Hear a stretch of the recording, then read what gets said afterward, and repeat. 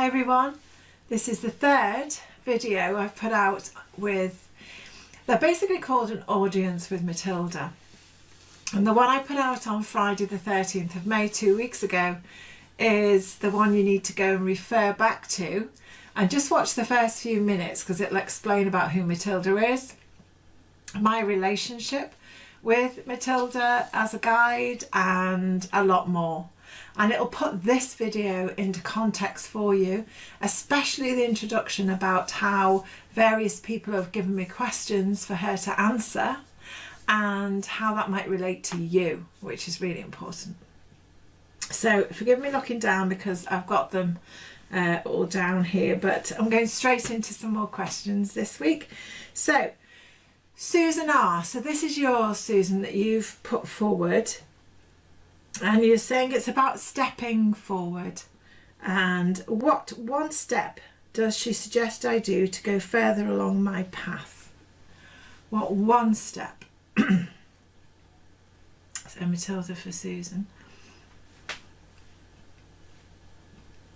Take a risk. So Matilda's saying take a risk, just do it. Take a risk, just do it. You're constrained by knowledge of what is and isn't, and the formulation of experience prohibits the spontaneity and the risk taking that is meant for you right now. So your next step is take a risk, take a big risk, do something that's risky to you. So that's the answer from Matilda there, Susan. Oh God, it's going to be watch this space. It's going to be great. Okay. So this one is specifically for Clara. Clara, there was quite a lot in week 1, some in week 2 for you. I think you will have picked up some of the answers there. But icing on the cake today. So similar to Jill's, you're saying here about next step on your soul's purpose and know where I am direction wise, but would be interested to know if there is it with someone, a business partnership, would be an element of my business working with someone closely. You're meant to, so she's saying you're meant to work as a team. Okay, so she's saying broaden your idea of what that actually means, because team is where it's at. For every human being now in unity consciousness world, on heaven on earth, it's about working as a team. So yeah, she's saying, like for Carol, for many years running the Complementary Therapy Centre of Natural Harmony was to invite many other people who are therapists and brilliant at what they did, far better than I could do in their particular fields. So when you come together as unique beings, but you've all got your own flavour and you've all got your own colour spectrum and you've all got your own frequency, together you produce a wonderful harmony, a great concert. And so she's saying just keep your eye on that, keep open to. So it doesn't mean to say, she's saying no, it doesn't mean to say you have to sign the dotted line of contracts and go into business with somebody, but you do need other people who are really good at what they do rather than what they talk about. You're looking at people who do the do, she says, like you get on with it. It's like people like that who actually have proof of doing and successful doing, then you can start to collaborate with, but don't tie you down to any specifics just yet, she said, because you're going shopping. Clara, you're going shopping. She says you need a shopping basket and you need to go shopping and find out who these different, interesting, wonderful, varied, intoxicating in some cases, people are who would add value to what you already offer. So that's her answer specifically to your one, Clara. Well, let me know how that resonates. I can't wait for the comments this week. Okay, so Emanuela, you've got your answer again in number 1 and 2, but she wanted to add a penny's worth to you here. Oh yeah. Okay, yeah. So she's coming through now. So no, you're not meant to be on your own forever completely. And you're never really on your own anyway, but you do need to add a new cupboard of spice to your life. She says you've let your kitchen cupboard, you know what she's like, you've let your kitchen cupboard go very dusty. So she says your spices have got no zest to them, and there's nothing in your cupboards that, it's more like sprinkling, this is Matilda Manuela, but she's more like sprinkling dust than oregano on your stew. So she says you need to go and get a load more new spices that are virulent and oh God, I feel like she's taking me to Morocco or somewhere where there's spices in the streets and the smells and it's in the air. And yeah, she says you need a trip, you need to go and just get out of your norm and go and experience something weird and wonderful. Something very different from your norm, that shakes you up a bit, sort of challenges you a bit. Yeah, and then you'll come to self-realization, and the self-realization is love is what you need, love is who you are, and love is what you want to channel. So fall in love with yourself, fall in love with life all over again, and everything becomes much clearer. Okay, that's Manuela. That goes for Mandy as well. That definitely goes for Mandy. Mandy, you've got to fall in love with yourself again to make any of this shift. So you've got to, and you've also got to get to dry land. So she's saying get up in the mountains, get up onto dry land, up in the mountains. Get your view, your physical view, different from the one it is at the moment. Get up out of the valley, get up on the mountains. Oh, she really wants you going high. So she wants you going for some big old walks up the mountain, up the mountain, up the mountain to make your aches and pains improve. The mountains will do it. Get up there. Force yourself. Make yourself get up there. Take some turmeric. Obviously that's good, she's saying. But, God. Where's some...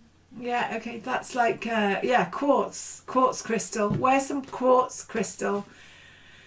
And have some turmeric. That's no joke there. You need some zinc in your body. She said you definitely need zinc at the moment. And get walking, get up those mountains. You need the different view, the different air, the different you.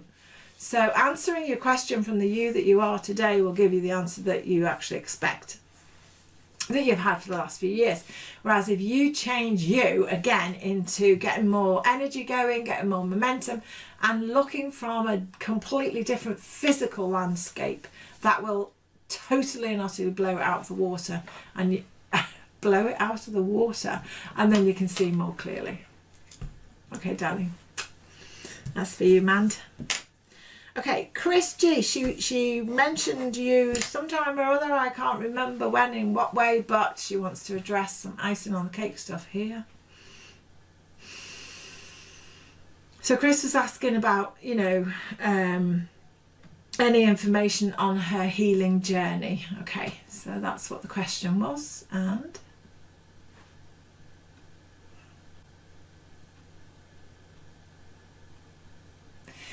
so her words to you are, Chris, don't fight the battle that's not even on the field. Don't fight the battle that's not even on the field. So she's showing me back in medieval days, like, right, we're on horses. We're on horses and we've shown up to do battle, and there's no enemy. There's no one there to do battle with. It's like, ah! So she said we're all charged up for the fight, and then there's no enemy. There's no enemy. So she's saying there isn't an enemy to fight. Stop doing battle with the enemy that's not there to fight. Love what is. and love the trust you have in the almighty power of the divine. Love the trust you have. Put your efforts into this instead, she's saying. So love the trust you have in the almighty power of the divine. She wants you to alter focus. She wants you to take your focus off the battlefield and put it into this other area. Okay. That's from Matilda. For you, Chris? Okay.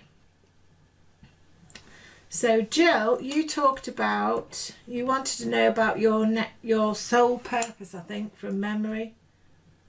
Yeah, more of your purpose. I think it's about manifesting more of your purpose here and now, isn't it? Really, from the different ways. Okay, let's go with that and see. This is for Jill E.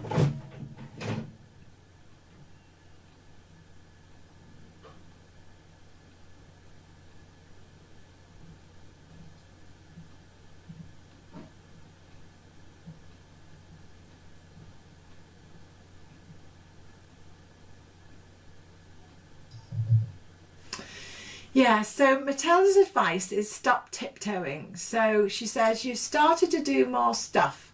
Carry on doing more stuff. Don't lose the faith in what you're offering, but do more stuff.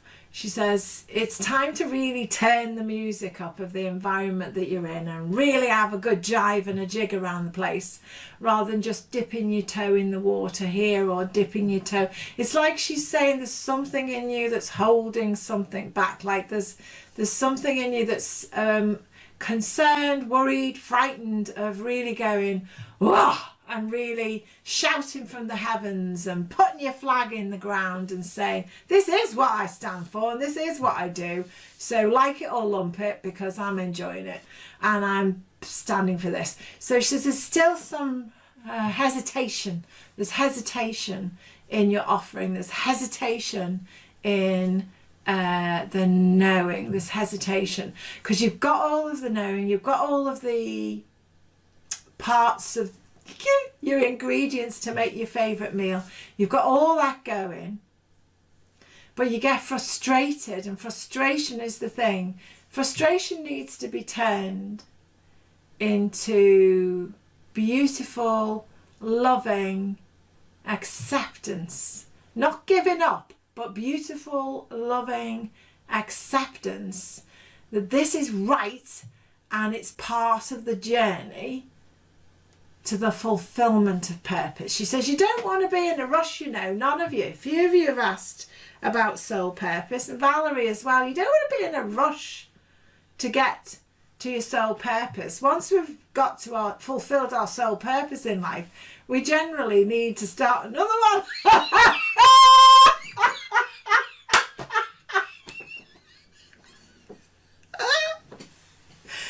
She says it's a mental construct to complete our soul purpose. She said, what's that about? Don't be in a rush to do that. She says you're better off staying here and having some fun along the way and just learning about the meaning of such things. Don't be rushing towards that pinnacle. Instead, make each day purposeful, rather than just reaching into a soul purpose. If you really want to know more about your soul purpose, make your life full of purpose. So dedicate your life to something that really brings in that mojo, really makes your heart sing, and you want to sing from every part of your body. And happiness, make it a now emotion, make it happen more, so that the purpose of your life of love and grace and being with it and just having a great time becomes enough. Sometimes she said what some of you are doing, so thank you for that question, Jill. I'm just moving off now. So what some of you are doing is elevating the goal to such a point that you'd have to die to reach it. That's what she's really saying. You know, it's like, oh, the great this, that and the other, and then there's this, that and the other, and this, that and the other. And she says, you're not going to get that in human form. You're just not. It's just not possible. You're going to get a lot of other things that are going to be much more rewarding, much more full of ease, much feeling blooming fantastic if you take your efforts away from when you die stuff to getting on with living and getting on with all the fruits of your labour and all of the juicy bits of being alive. So she's suggesting you all write down and capture your juicy bits to write down what you think is juicy in this life and get on with living that. Okay, so lovely. I'm just going to finish off now with Sarah M. Your question specifically about your plantar challenge there. She says, what do you think it's telling you? What do you think it's telling you? She says, you know what it's telling you and why it's been stubborn. So bless the ground you walk upon, the differences that do yield, the hills that come and go and open to the fields. Bless the ocean, the sand, the rivers, the clouds above. Bless all you know.